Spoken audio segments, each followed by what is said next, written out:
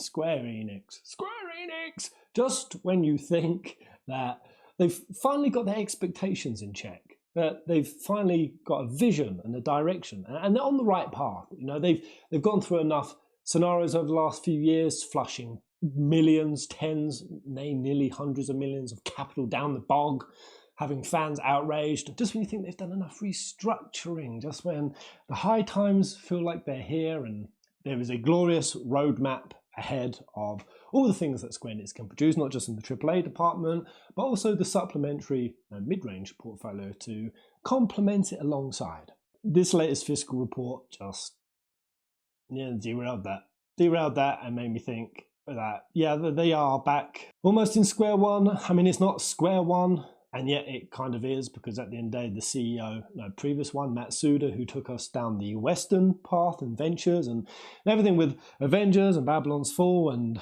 Forspoken, all those Western endeavors that totally stripped the identity of Square Enix, that being a Japanese developer, that he's now out the door, and we now have Kiryu as our new president. But it just feels like, Kiryu is now going to be taking a big old circuit, as most managers and CEOs do when they first come to a position.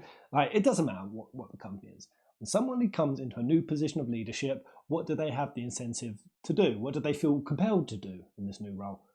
Do something. You need to flip the table. You need to change up some stuff. You need to implement some policies. You need to put some broad sweeping goals and aspirations into the pot for the whole company to follow. And it seems like Takashi Kiryu, after this latest fiscal quarter, which a fiscal quarter, guys, these things, they flip, they flop. It was only just recently we had Square Enix riding some of its highest profits and shareholding profits in the company's history. Now, flash forward 6 months to a year, they've just taken a 78% plummet. And of course, every gaming outlet is covering this. Like, 16 has just come out and they're 78% in the hole. What the hell is going on? A lot of people conflating that with 16 failing and not selling well. Totally missing all of the other figures and data surrounding this. And also the nuance and the context. So that's what I'm going to cover in this video, guys. So let's quickly break down the figures. That's the thing with any company. It doesn't matter that, their fiscal numbers are massaged, that there's a lot of something like operating income, where it depends on when you're paying off investments. Investments for the games you've produced, investments for both future and past products, overhead costs from the projects even way back that you've been amortizing and sort of carrying and paying off over multi-year sort of payment plans. And then when you have like certain products, and live services was a big one for Square Enix. Like, how many live services have they closed? I think the list is Chocobo GP, First Soldier, Babylon's Fall, Mobile Bravely Default, and then obviously all the Marvel Avengers fiasco. A lot of titles, and I expect even Foam Stars upcoming is going to try to be some sort of live service thing. Titles that Square Enix were planning to be making money and offsetting certain costs over long periods of time, and just aren't. And basically, when you put all of that together, it can easily lead to a specific quarter that looks hideous, horrifying.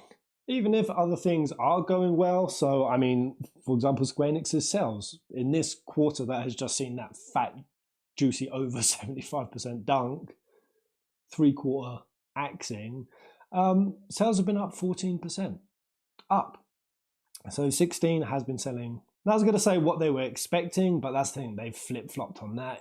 A few weeks ago we had them saying, the 16 sales, these are perfectly good, these are what we expect. What with the PS5 install base, we even recognize that Final Fantasy XVI has one of the highest adoption ratios of PS5 users of the last three mainline Final Fantasies. So it's like you see that and you go, oh, cool, Square Enix, you've got your expectations in check. You're not expecting 15, 20, 30% of all PlayStation 5 users to be interested in a Final Fantasy or an RPG at all. Especially with, say, Final Fantasy VII Remake or God of War, these selling between sort of 3.5 and 5 mil, and then having more than one console platform. 3 million for Final Fantasy XVI was well within reasonable expectation. Yes, do I think it could have done better? Yes, do I absolutely think it could have done better longevity-wise? I think the drop-off has been pretty steep. And I think that's what's caused the flip-flop. Kiryu going from saying it was good to now saying it isn't quite meeting what they had hoped. I think it was something crazy like Japan saw 80-90% drop off on purchases of 16. I think the UK had it pretty steep. Quite a few areas where 16 was once in the sales charts, a week or two later just yeeted completely out of the top 10. And I think there's a lot of reasons for that. I haven't really spoken about it too much, but I do think replayability, I think for me, certainly playing through Final Fantasy 16 once and seeing that there's not a whole lot pulling players back gameplay-wise. Other than the Chronolith trials, which are really, really cool, what else does the game have? Again, I know it has NG+, and they totally switch up the configuration of all the mobs and whatnot, but I've just gone on to try to play it, and it is by no means a hard mode plus. It is not. Everyone's telling me from the demo, Pez, you need to stop rinsing on the game, being like paper mobs and not too hard. You've only played the demo. It's the first few hours. You need to play the main game. Well, now I've played the main game. You guys have heard me rant about this, but I just got rant about it because it affects sales. It simply does. All of you who don't get that there's a lot of individuals that don't care about the story.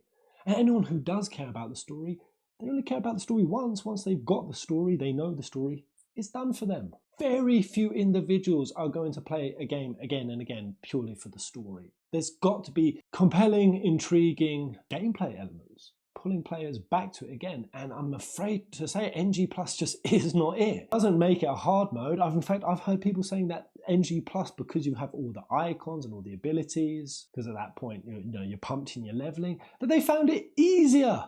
Final Fantasy mode was easier for some people than it was the first playthrough. So there just isn't this extra challenge.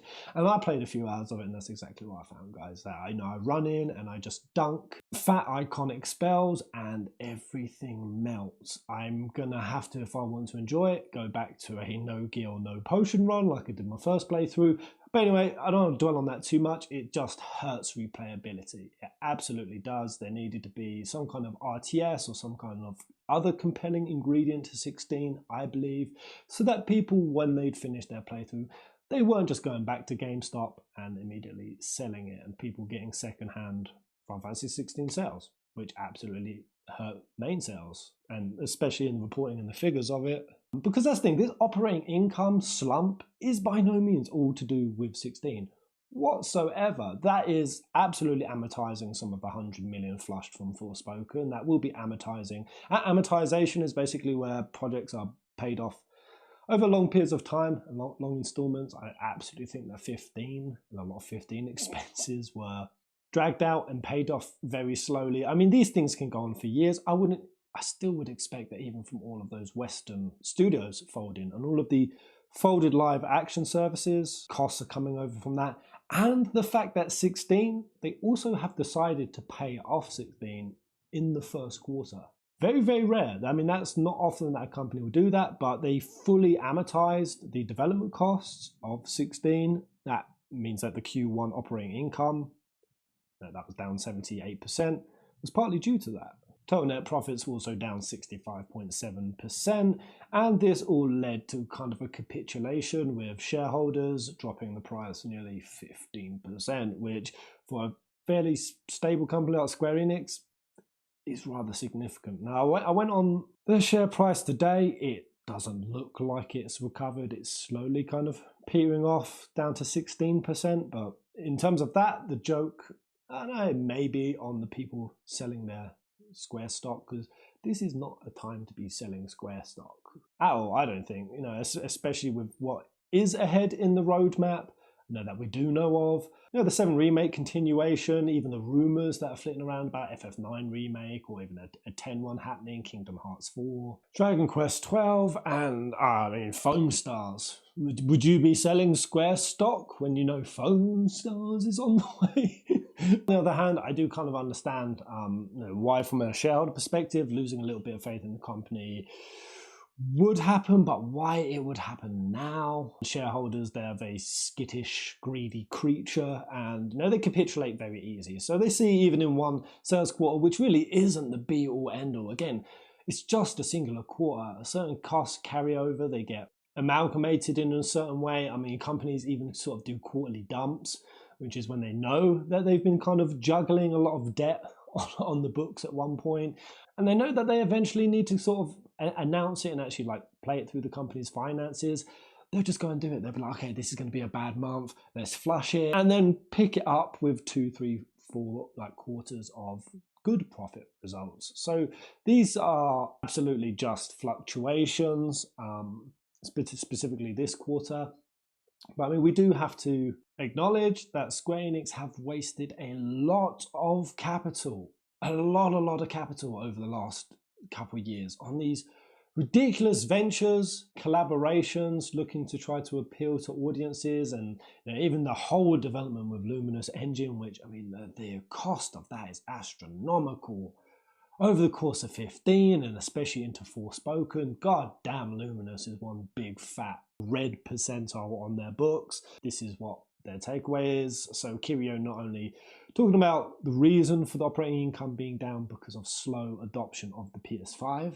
That's not something that has to be a surprise to you, man. Like, you know what the adoption numbers are, you know how many people have them, especially in Japan. Like, if this was the case, I don't understand why 16 was made PlayStation 5 exclusive if you weren't fully aware, fully prepared, and your expectations highly in line with what 16 is going to sell. Like, realistically, again, 7 Remake, 3.5 mil, multi-platform, 16 3 mil. Single platform. If you weren't happy with those numbers, then you needed to not make it exclusive. You need to not lick Sony's arse on this one and get out sooner, or at least certainly speak more to the PC port coming. I think that should be happening sooner. I mean, the exclusivity being 6 months, maybe drop that down, get the PC port out in a quicker time frame. But also, yeah, I think putting more compelling gameplay elements and ingredients in there to keep players coming back again and again. That really does help to keep those sales not being lost to second-hand sales. The second part of it, and what you don't do in response to just a fiscal quarter that is hideous, you don't go and make decisions like this, Kiryu. You don't go and make decisions that are absolutely so disconnected, not just from what I think a lot of fans do want, but even what the potential, the untapped potential is in this area. Mid-range games. They're kind of mid-range games, guys. That's it. So they're saying that the focus strategy is going to be less mid-sized games and more larger AAA console games. Company said it would take several years to take effect, I guess. Wow. Nice. So after all that has recently happened, that is bringing this operating income to the place where it's at, which, in my personal opinion, absolutely everything like Babylon's Fall, Marvel's Avengers, Forspoken. I mean, shit, based on what you're saying with 16 now not meeting your results, it's in the AAA department that you're having issues that aren't meeting your expectations. Sell nicely in the millions, but it's not in the 5 and the 10s of millions, which is just not where your company is at. It's not where your reputation is at. It's honestly simply a reflection of previous failings over the years, in my personal opinion, why Final Fantasy and many Square Enix AAA projects aren't hoisting like the 10 mil plus flag, like the Zelda franchises, or God of War, or Diablo, or Resident Evil. I don't know, the list goes on. And I get, again, the platform things, Zelda being on Switch absolutely helps rocket up to those 10 mil plus sales figures. But regardless, Square, it's a large part because there's been such big lapse. There's been a big black hole where your stamp, your flavor, your brand as a developer has been watered down into the vanilla-y, watery soup. Like, you just haven't been stepping up to the plate. And this is coming from a fanboy of a lot of your games. You just haven't for a good 4 or 5 years. Like, yeah, we're hearing rumor stuff, and there's remakes coming out, and yeah, we got this mainline, and 14 is obviously crushing it on the MMO stage. But outside of that, everything's been problematic. Everything's been problematic. Even the mid-range games. Like why are you cutting the mid-range games? So Octopath did really, really well. Bravely Default has done really well. Yes, some of have the sequels or the second or the third iterations not done as well. Yeah, but that typically happens with most kind of games. the sequels or the prequels don't do so well. I mean, I don't know why I haven't played Octopath Traveler 2, which, again, I may be a big part of why these mid-range games look like they want to be cut. Because, yeah, I mean, going through the list, like Star Ocean, the Valkyrie Chronicles, is it? I mean, is that a mid-range game? Does that count? I mean, I know a lot of the Team Asano games, so that's like Octopath, Live a Live, Triangle Strategy, Bravely Default. Those have like kind of really, really been crushing it. I mean, Square Enix have been kind of crushing it on Nintendo Switch quite a lot. A lot of people love the games on there. And then you've got things like Deerfield Chronicle, Various Daylife, Harvestella, all of these mid-range games that I have not played.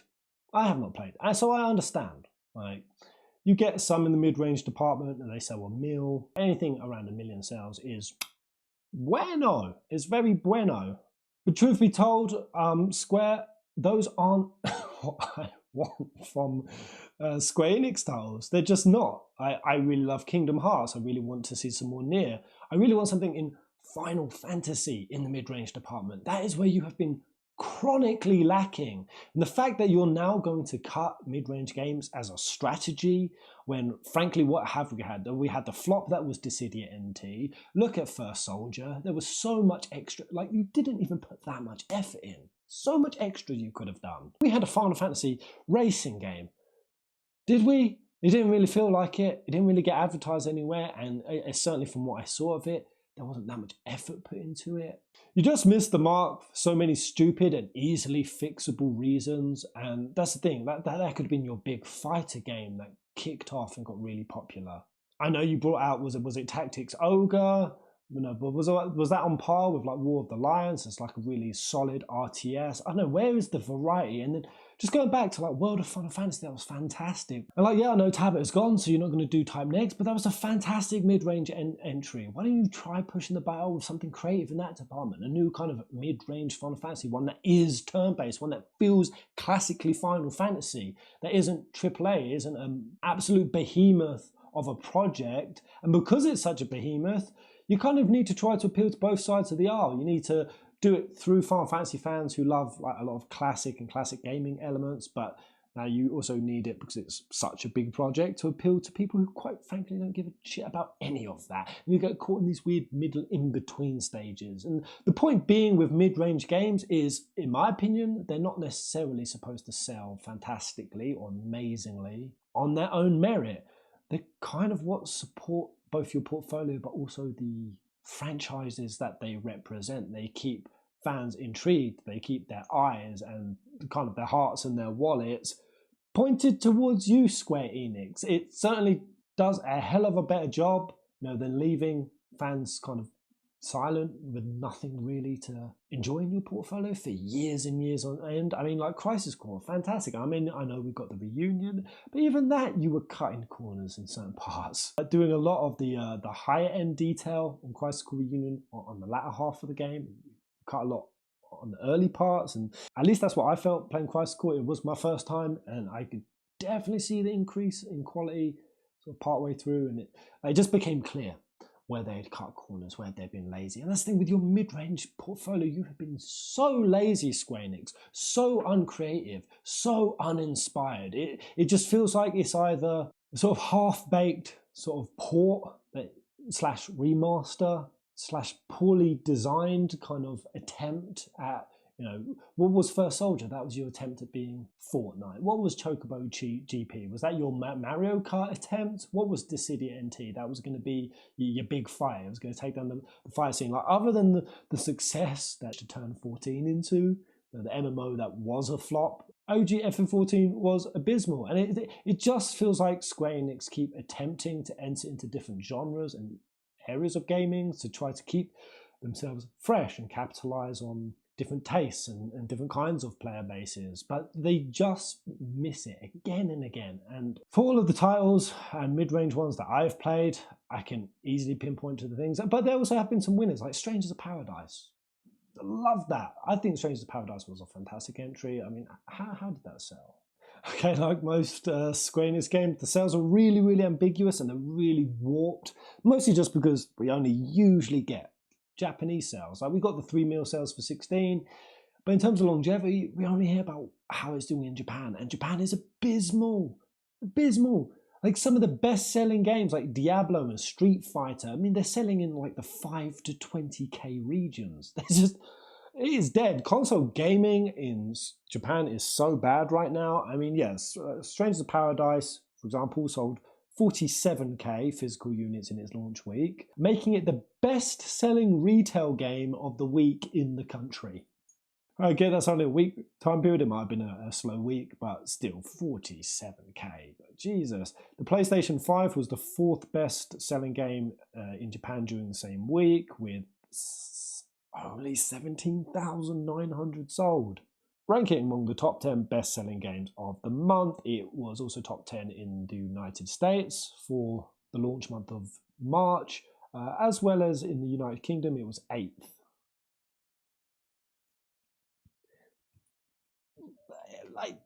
When you pull that together, again, I don't have the specific numbers, and most of the scores coming in at around about 8 out of 10, 87 out of 100, 4 out of 5 stars, a couple of 7s. I thought Strangers of Paradise was a good entry, and I think it must have more than covered operating costs. You mostly just outsourced the project, the same as you did with Dissidia to Team Ninja, and that felt like a cool little interlude in the series. Of course, Ever Crisis is coming out for Final Fantasy VII. I don't know, I just feel like that is the wrong takeaway, to look to cut mid-range games simply because within themselves, a lot of them, you haven't been that creative, you went half-arsed on a lot of the attempts, you're not even beginning to touch on the potential, the huge and vast amount of awesome, cool potential that is out there, and then even the ones that did sell kind of really well because they were fresh, they were ingenuitive, they were creative,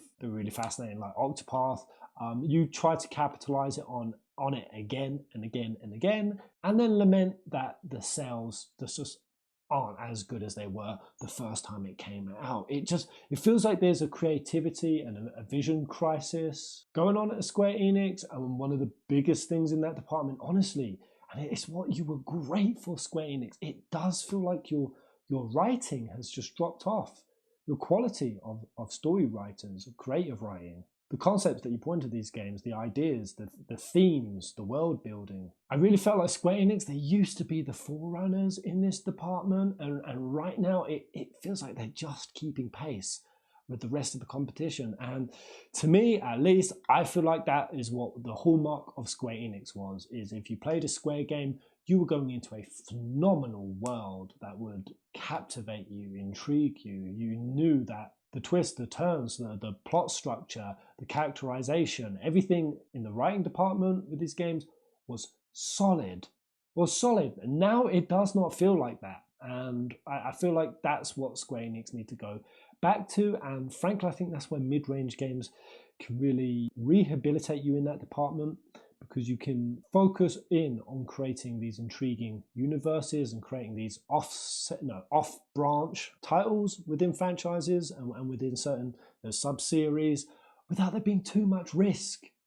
And that's the thing, I feel like what's even hurt Square Enix with the AAA projects is because they've been AAA, they've kind of gridlocked Square Enix into wanting to play safe. We need to play safe. This is a big investment. This is a big commitment. Shit, we have to make sure that it really sells. And once you get to that kind of like panicky, it has to sell well, we have to appeal to everyone. That's how you get shit like Forspoken.